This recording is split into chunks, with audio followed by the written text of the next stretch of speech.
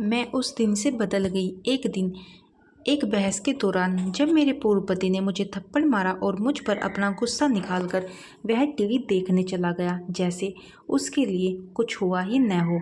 मेरा छोटा सा 4 साल का मासूम बेटा मेरे ठीक बगल में बैठा ये सारा ड्रामा देख रहा था। वह हैरान, परेशान और असमंजस में था। मैं भी सदमे से बाहर आने की कोशिश ही कर रही थी कि जो अभी हुआ था। मैं अपने बेटे की ओर मुड़ी और उसे अपनी आंखों को पोंछते हुए देखा। मैंने उससे पूछा, क्या हुआ बेबी, क्या आप रो रहे हैं? उसने जवाब दिया, नहीं मम्मी, मेरी आंख में कुछ चला गया है और मैं उसे निकालने की कोशिश कर रहा हूँ। लेकिन मैं जानती थी कि वह झूठ बोल रहा है। वह नहीं चाहता था कि मैं और अधिक परेशान हो जाऊं। कुछ देर बाद मेरी और मेरे बेटे की इस पर बातचीत हुई। फिर उसने रोने की बात कबूल कर ली। कल्पना कीजिए कि एक 4 साल का बच्चा अपनी माँ को और अधिक दुख से बचाने के लिए उससे झूठ बोलता है।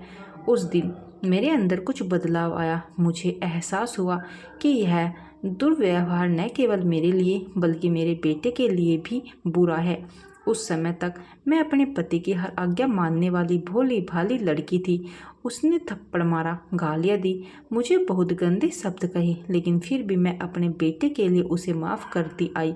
लेकिन आज मुझे एहसास हुआ कि जिसके लिए मैं बलिदान दे रही हूँ उसे ही सजा, दुख और मानसिक यातना झेलनी पड़ रही है।